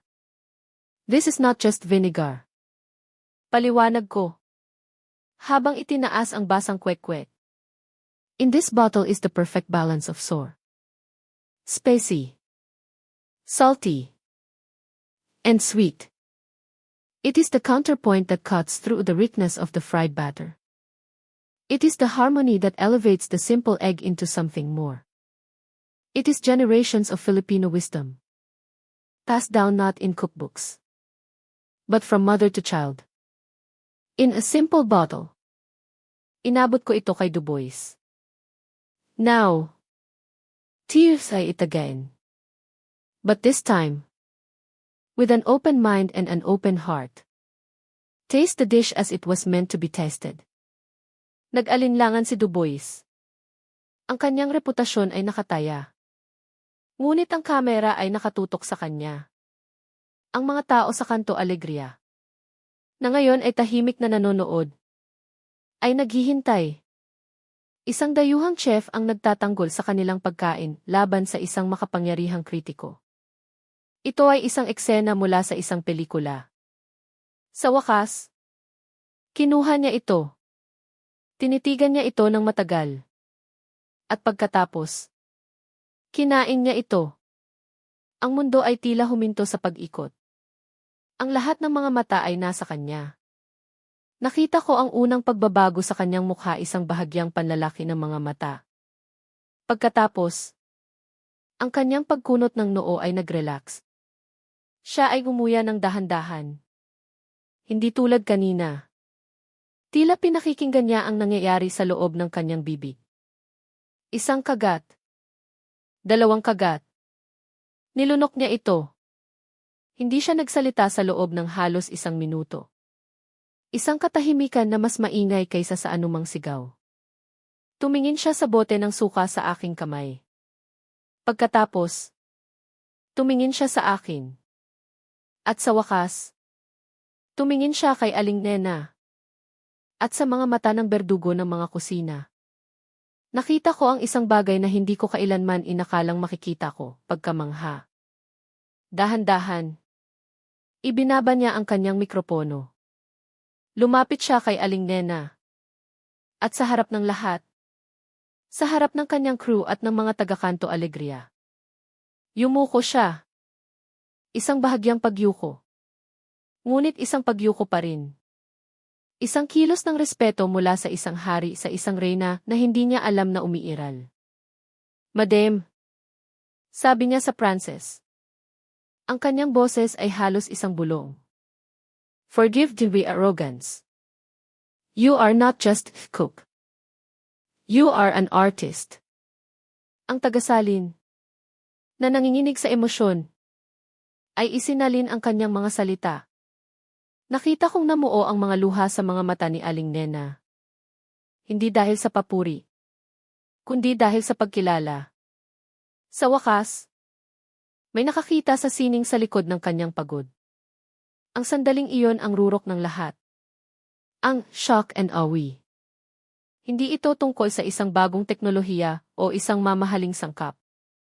Ang pagkabigla ay nagmula sa pinakasimpleng bagay, ang pagkatuklas sa isang malalim na katotohanan na nakatago sa isang ordinaryong bagay. Ito ang sandali kung saan ang isang bote ng suka ay nagpatumba sa isang higante ng mundo ng pagkain. Ito ang sandali kung saan ang karunungan ng isang kalye sa Maynila ay nagpatunay na mas malalim kaysa sa lahat ng aklat sa isang library sa Paris. Napagtanto ko sa sandaling iyon na ang Pilipinas ay hindi isang culinary wasteland. Ito ay isang culinary secret. Isang paraiso ng lasa na nakatago sa simpleng anyo. Naghihintay lamang sa mga may bukas na isipan at pusong handang makinig. Ang araw na iyon ay nagbago hindi lang kay Dubois, kundi pati na rin sa akin. Dahil habang pinapanood ko ang lahat ng ito, habang nakikita ko ang pagmamalaki sa mukha ng mga taga-Canto Alegria, alam ko na ang aking desisyon. Kinuha ko ang aking telepono at tinawagan ang aking dating sauce chef sa Barcelona, Jean-Pierre. Sabi ko, salamat sa alok. Ngunit hindi ako babalik. May katahimikan sa kabilang linya. Pero Javier, ito na ang pagkakataon mo. Hindi. Sagot ko. Habang nakatingin kay Aling Nena na ngayon ay tumatawa kasama ang kanyang mga suki. Ang pagkakataon ko ay narito. Natagpuan ko na ang nawawala. Natagpuan ko na ang kaluluwa. Ang kaluluwa ay wala sa isang Michelin star. Ito ay nasa isang bote ng suka. Ito ay nasa ngiti ng isang matandang babae. Ito ay nasa puso ng isang komunidad na nagtutulungan. At hindi ko na ito muling iiwan. Ang eksena sa Canto Alegria ay naging viral. Ang clip kung saan hinarap ko si Antoine Dubois. Kung saan ipinaliwanag ko ang konsepto ng kisawsawan. At ang kanyang kasunod na pagyuko kay Aling Nena ay kumalat na parang apoy sa social media.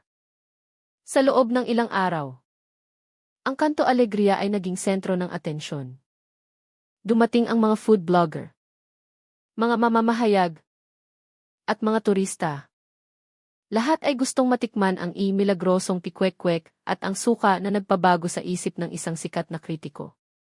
Sa simula, natuwa ang lahat. Ang benta ni Aling Nena ay lumaki ng husto. Ang ibang mga tindero sa kanto ay nakinabang din. Ngunit sa lalong madaling panahon, ang atensyon ay naging isang pasanin. Ang dating masayang ingay ng kanto ay napalitan ng ingay ng mga kamera at ng mga taong nag-uunahan. Ang simpleng ritual ng pagkain sa kalye ay naging isang palabas. Isang hapon, nakita ko si Aling Nena na nakaupo sa kanyang bangko. Mukhang mas pagod kaysa dati. Ang pila sa kanyang kariton ay mahaba. Ngunit wala na ang dating kislap sa kanyang mga mata. Ayos lang po ba kayo? Nay. Tanong ko. Ginagamit ang salitang kinanay na itinuro sa akin ni Marco. Bumuntong hininga siya. Pagod na ako. Anak. Maraming tao. Maraming benta. Salamat sa Diyos. Pero, iba na. Parang hindi na ito ang aking kanto. Naintindihan ko siya. Ang mahika ng Canto Alegria ay wala sa pagkain lamang. Ito ay nasa komunidad. Sa pakiramdam ng pagiging pamilyar. At iyon ay unti-unting nawawala. Nilalamon ng bigla ang katanyagan. Sa parehong linggo, isang grupo ng mga negosyante ang lumapit kay Aling Nena. May dala silang isang makapal na kontrata.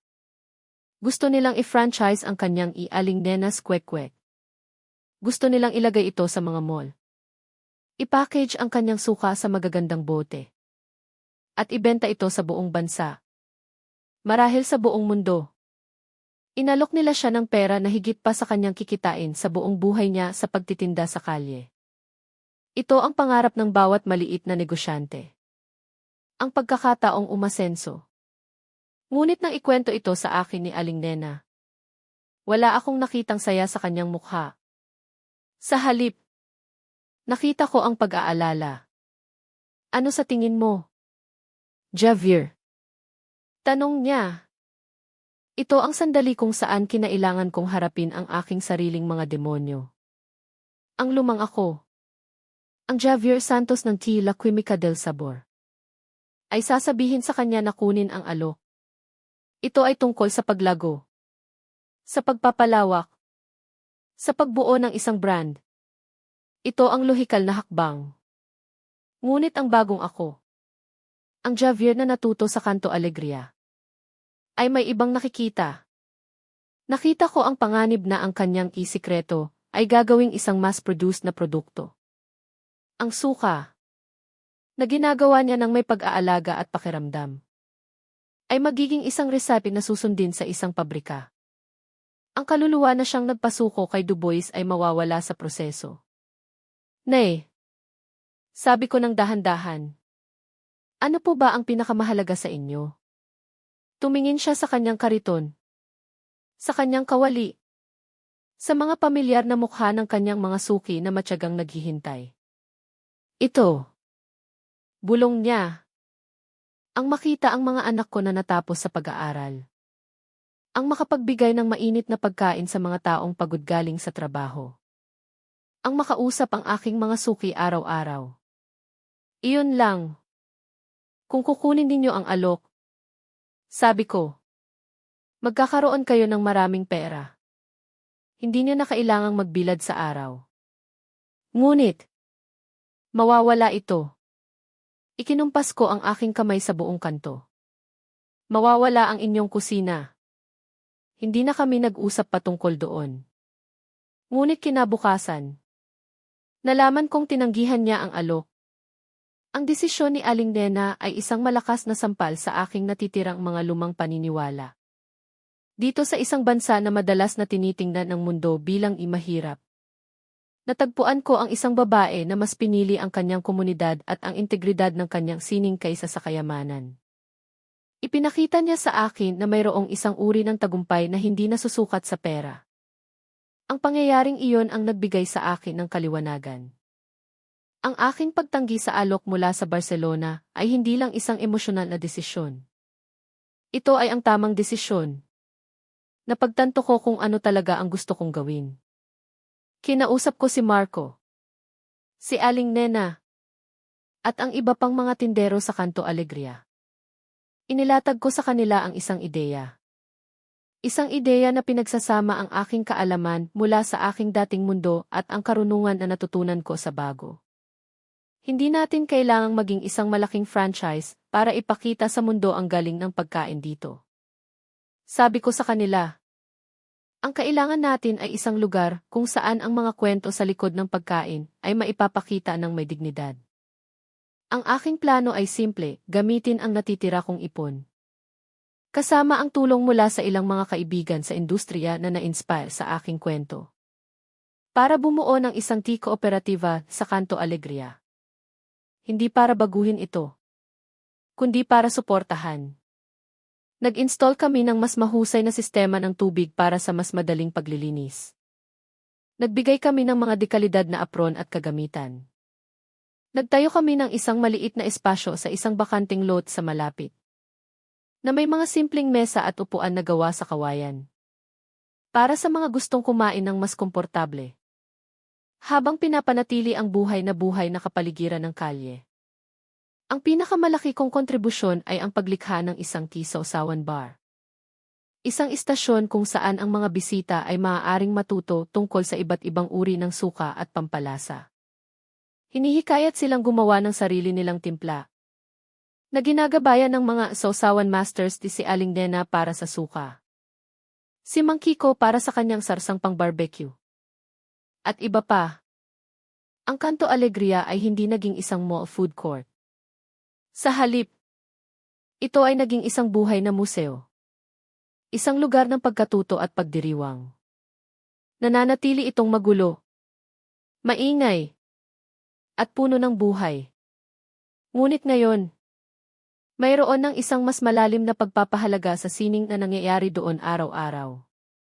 Sa gitna ng lahat ng ito, ako ay naging isang estudyante. Habang tinuturuan ko sila ng kaunti tungkol sa food safety at presentation, mas marami akong natutunan mula sa kanila tungkol sa puso, komunidad, at ang tunay na kahulugan ng hospitality. Ang Chef Javier ng Michelin Star ay namatay na. Ang naiwan ay si Kuya Javier. Ang dayuhang natutong umibig sa isang lugar na dati niyang hinahamak. Isang gabi, Habang papalubog ang araw at ang mga ilaw ng kanto ay nagsisimula ng sumindi. Umupo ako kasama si Aling Nena. Pinapanood namin ang mga taong mapamilya. Mga mag-aaral. Mga turista na masayang kumakain at nagtatawanan. Masaya ka ba dito? Javier. Tanong niya. Tumingin ako sa paligid. Sa gulo. Sa ngiti. Sa mga amoy ng inihaw at pinirito. Sa pakiramdam ng pagiging kabilang. Noong dumating ako sa Pilipinas, isa akong taong wasak. Dala ko ang bigat ng aking mga kabiguan. Hinahanap ko ang isang lugar para magtago. Ngunit sa halip na isang taguan, natagpuan ko ang isang tahanan. Sa halip na kalimutan kung sino ako, natagpuan ko kung sino talaga ako dapat. Ang aking dating buhay ay tungkol sa pagkuha-pagkuha ng mga bituin. Ng papuri. Ng pera. Ang buhay ko ngayon ay tungkol sa pagbibigay-pagbibigay ng aking oras. Ng aking kaalaman. At pagtanggap ng isang bagay na mas mahalaga bilang kapalit, isang tunay na koneksyon. Bumaling ako kay Aling Nena. At sa kauna-unahang pagkakataon sa napakatagal na panahon. Ang sagot ko ay walang bahid ng pag-aalinlangan o kapaitan. Opo. Nay. Sabi ko. Isang malawak na ngiti sa aking mukha. Sobra po. Sobrang saya. Napagtanto ko na ang aking paglalakbay ay hindi tungkol sa paghahanap ng pinakamasarap na pagkain sa mundo. Ito ay tungkol sa pag-unawa na ang pinakamasarap na pagkain ay ang pagkaing may kasamang kwento. Pagmamahal. At isang komunidad na handang ibahagi ito sa iyo. Ang sikreto. Sa huli. Ay hindi lang pala nasa sausawan. Nasa puso pala ito. Ang pusong Pilipino. Na sa kabila ng lahat ng pagsubok. Ay laging nakakahanap ng dahilan para ngumiti. Magpasalamat. At magbahagi. At iyon. Para sa akin. Ang pinakadakilang aral sa lahat. Ang mga sumunod na taon ay lumipas na parang isang panaginip. Ang Canto Alegria ay umunlad. Hindi bilang isang commercialized tourist spot. Kundi bilang isang matatag na komunidad na ipinagmamalaki ang kanilang kultura. Ang aming munting kooperatiba ay naging isang modelo para sa ibang mga komunidad ng street food sa buong Maynila. Nagsimula kaming mag-organisa ng mga maliliit na sausawan festivals. Kung saan ang mga tindero mula sa iba't ibang lugar ay naglalaban sa pagandahan ng timpla. Hindi para sa premyo, kundi para sa karangalan at kasiyahan. Ang aking buhay ay naging simple at puno ng layunin. Ang aking araw ay nagsisimula sa palengke kasama si Aling Nena. At nagtatapos sa pag-upo sa isang bangko. Nakikipagkwentuhan sa mga suki habang umiinom ng malamig na sagot gulaman. Hindi na ako naghahangad ng mga bituin mula sa Michelin. Ang mga bituin sa kalangitan ng Maynila ay sapat na para sa akin. Ang dating matalas kong dila ay natutong magbiro sa Tagalog. Ang aking dating malungkot na mga mata ay natutong makita ang saya sa pinakasimpleng mga bagay. Isang araw, nakatanggap ako ng isang sulat. Galing ito kay Maria. Ang babaeng iniwan ako sa Barcelona. Nabalitaan niya ang tungkol sa aking bagong buhay sa pamamagitan ng isang travel article na isinulat tungkol sa Canto Alegria. Sumulat siya para sabihing masaya siya para sa akin. At sa dulo ng sulat, may isang tanong, natagpuan mo na ba ang kaluluwa na iyong hinahanap? Javier. Binasa ko ang tanong na iyon habang nakaupo sa aking pwesto sa Sausawan Bar. Sa harap ko, isang grupo ng mga batang estudyante ang masayang nagtatawanan habang gumagawa ng kanilang sariling timpla ng suka.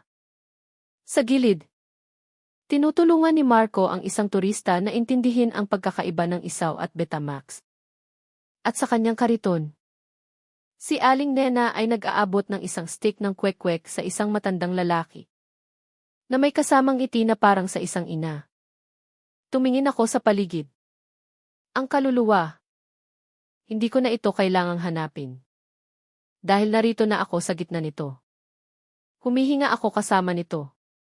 Ito ay nasa bawat ngiti, bawat tawa, bawat plato ng pagkaing inihanda ng may pagmamahal. Ang kaluluwa ay hindi isang sangkap na idinadagdag mo sa isang putahe. Ito pala ay ang koneksyon sa pagitan ng mga tao, na ipinapahayag sa pamamagitan ng pagkain. Sumulat ako pabalik kay Maria. Ang aking sagot ay maikli lamang. Isinulat ko. Natagpuan ko ito. O marahil. Ito ang nakatagpo sa akin. Ang pagbabago sa akin ay hindi lamang panloob. Ito ay isang bagay na nakikita ng lahat. Minsan, habang nag-aayos ako ng mga bote sa Sausawan Bar, isang pamilyar na boses ang tumawag sa akin. Chef Santos. Napalingon ako. Si Antoine Dubois. Ngunit iba na siya ngayon. Wala na ang kanyang mamahaling suit. Nakasuot siya ng simpleng polo shirt. Wala na ang kanyang crew. Mag-isa lang siya. At wala na ang kanyang mapanuring tingin. Napalitan ito ng isang tunay na ngiti. Monsieur Dubois. Bati ko. Nakangiti rin. Welcome back to Canto Alegria. Javier. Please. Sabi niya. Antoine na lang. Nag-usap kami ng matagal. Ikinuwento niya na ang karanasan niya dito ay nag-iwan ng malalim na marka sa kanya. Nagbago daw ang kanyang pananaw sa pagkain. Nagsimula siyang maglakbay hindi para humusga, kundi para matuto. Ang kanyang palabas ay naging mas mapagkumbaba. Mas nakatuon sa mga kwento ng mga tao sa likod ng pagkain. You know, sabi niya, for years, I searched for the next big thing in gastronomy. The most innovative technique. The rarest ingredient. But was looking in all the wrong places. The next big thing was here all along. This concept of sausawan. It's revolutionary. It is the democratization of flavor. It gives the power back to the people. It's brilliant. Ang marinig ang mga salitang iyon mula sa kanya ay isang kumpirmasyon. Ang karunungan ng kalye ay sa wakas kinikilala na sa pinakamataas na antas ng mundo ng pagkain. Ngunit ang pinakamahalaga, hindi ito nagbago sa Canto Alegria. Si Aling Nena ay nagluluto pa rin sa parehong paraan. Ang suka ay may parehong lasa. Ang diwa ay nananatili. Bago umalis si Antoine, may iniabot siya sa akin. Isang sobre. Ito ay isang imbitasyon. Sabi niya. Isang malaking food congress sa Paris. Gusto nilang ikaw ang maging keynote speaker. Ang tema, The Soul of Food. Tinitigan ko ang imbitasyon. Paris. Ang sentro ng mundo ng haute cuisine. Ako. Si Javier Santos. Ang dating talunan. Ay iniimbitahan pabalik. Hindi bilang isang chef ng molecular gastronomy, kundi bilang isang embahador ng pagkaing kalye ng Pilipinas. Isang bahagi sa akin ang gustong tumanggi. Ang buhay ko ay narito na. Ngunit napagtanto ko na ito ay isang pagkakataon.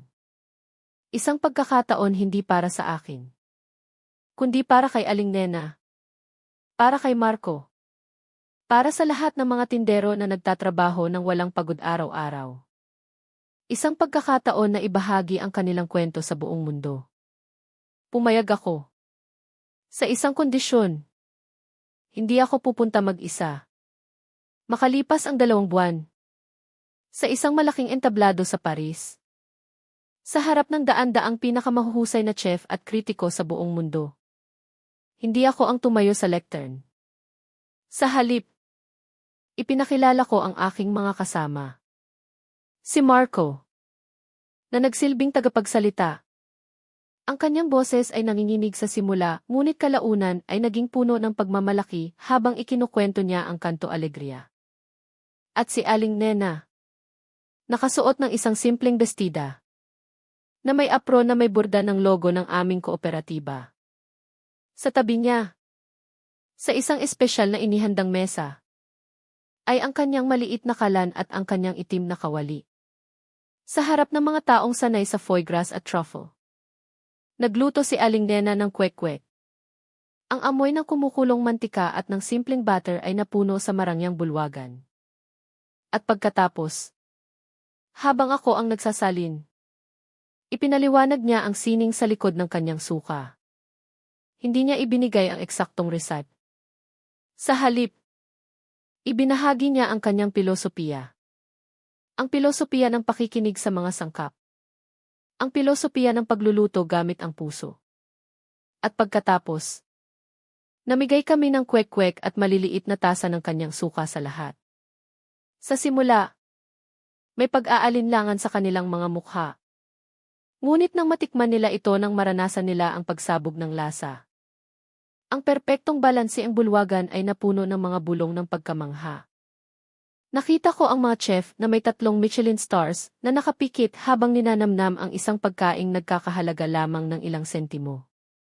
Nakita ko silang tumatango sa pag-unawa. Sa sandaling iyon, sa entablado sa Paris, ang pagkaing kalye ng Pilipinas ay hindi na tipang mahirap o simple. Ito ay kinilala bilang isang sining. Isang sining na may sariling henyo, sariling pilosopiya, at sariling kaluluwa. Nang matapos kami, ang katahimikan ay sinundan ng isang malakas na palakpakan. Ang mga tao ay tumayo. Isang standing ovation. Hindi para sa akin, kundi para sa isang matandang babae na ang tanging sandata ay isang kawali at isang bote ng suka. Nakita kong lumuluha si Aling Nena. Hindi dahil sa lungkot, kundi dahil sa labis na kagalakan at pagkilala. Pagkatapos ng kaganapan, pinalibutan kami ng mga tao. Nagtatanong, pumupuri. Ngunit ang pinaka-hindi malilimutang sandali para sa akin ay nang lumapit ang isang matandang chef. Isa sa mga alamat ng lutuing Pranses. Hinawakan niya ang kamay ni Aling Nena. Madam, sabi niya, for 50 years, I have been cooking. I thought I knew everything. Today, you taught me the most important lesson. That the greatest sauces are not made in expensive copper pots, but in the heart. Thank you. Ang aming paglalakbay sa Paris ay isang tagumpay. Ngunit ang pinakamasarap na bahagi ay ang aming pag-uwi. Pagdating namin sa Kanto Alegria, sinalubong kami na parang mga bayani. May isang simpleng banner na nakasabit, Welcome Home. And Def Nena Dave Kuya Javier. Nagkaroon ng isang maliit na salu-salo. Naglabas ang lahat ng kanilang pinakamahusay na pagkain. Isang piging sa kalye. Mas masaya at mas makabuluhan kaysa sa anumang gala dinner sa Paris. Habang nakaupo ako roon, sa gitna ng aking bagong pamilya, napagtanto ko ang kabuuan ng aking pagbabago. Hindi lang ako natutong magluto ng may kaluluwa. Natuto akong mabuhay ng may kaluluwa. Ang bansang ito, ang Pilipinas, kasama ang mga tao nito, ang kanilang katatagan, ang kanilang kabaitan, ang kanilang walang katapusang optimismo, ay naghilom sa akin. Pinuno nila ang mga bitak sa aking pagkatao ng isang bagay na mas matibay, ang pagpapakumbaba, pasasalamat, at pagmamahal. Ang pagbabalik mula sa Paris ay hindi ang katapusan, kundi isang bagong simula. Ang Kanto Alegria ay hindi na lang isang lugar para kumain. Ito ay naging isang destinasyon para sa mga naghahanap ng inspirasyon. Dumating ang mga batang chef mula sa iba't ibang panig ng Pilipinas.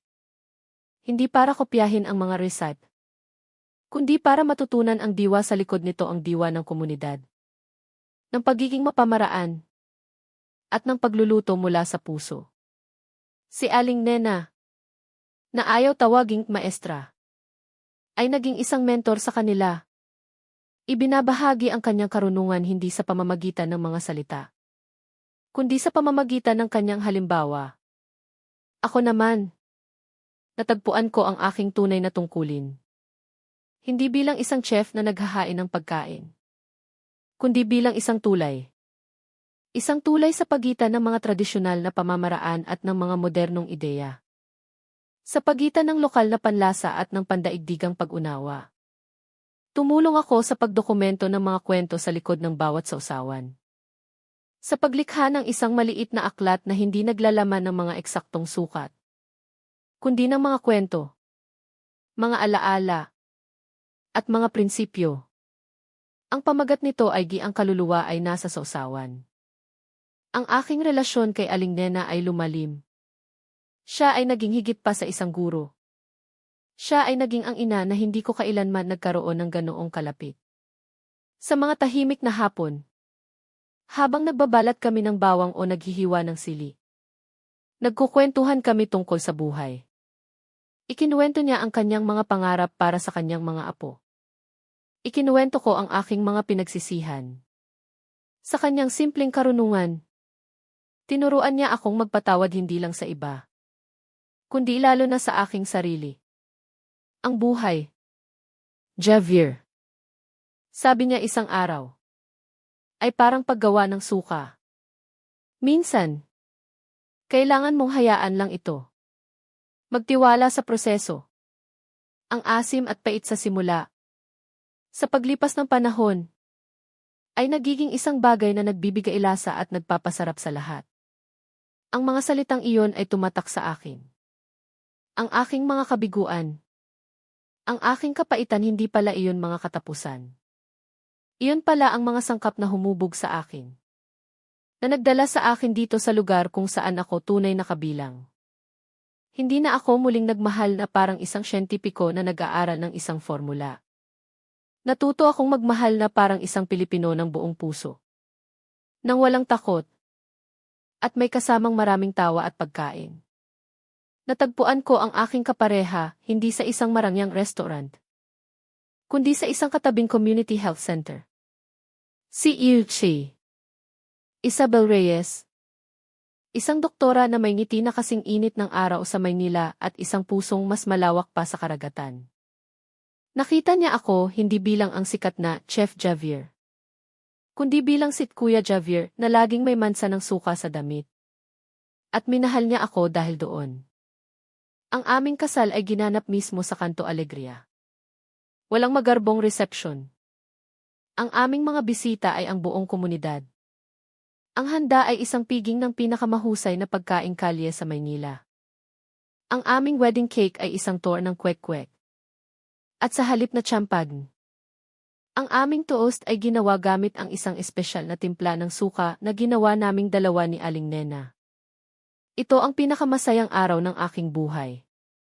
Minsan, kapag tahimik na ang gabi at ang mga ilaw na lang mula sa mga kariton ang nagniningning, iniisip ko ang lalaking dumating sa bansang ito. Ang arogante, wasak, at mapait na chef mula sa Barcelona. Tila siya ay isang tao mula sa ibang buhay. Hindi ko na halos makilala ang aking sarili sa kanya.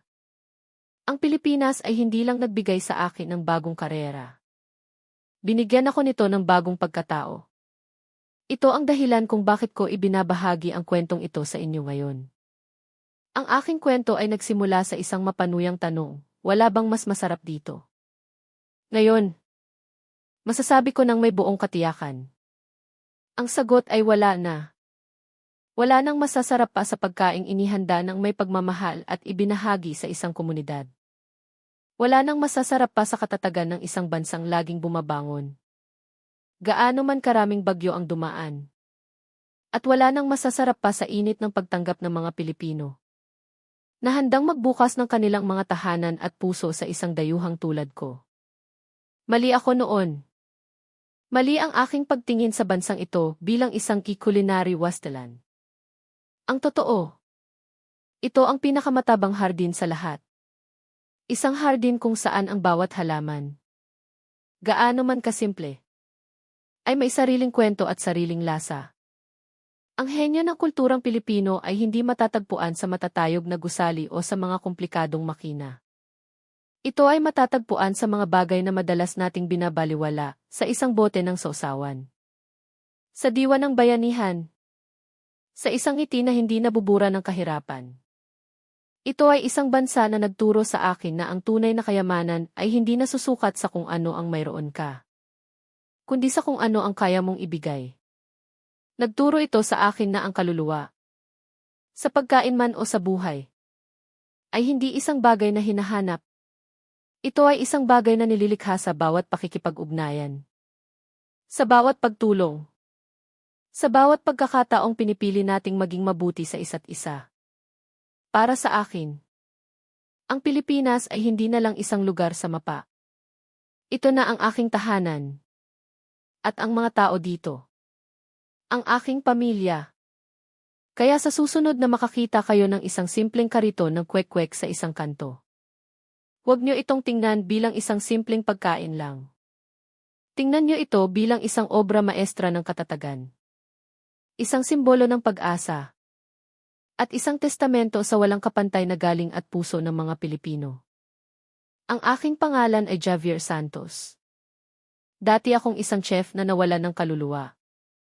Ngayon, isa na akong mapagkumbabang estudyante ng pinakadakilang bansa sa buong mundo. Naranasan niyo na rin bang magkaroon ng isang karanasan na tuluyang nagpabago sa inyong pananaw? Ibahagi niyo ang inyong kwento sa comment sa ibaba. At huwag kalimutang mag-like at mag-subscribe sa channel para sa mas marami pang kwentong tulad nito. Maraming salamat sa pakikinig.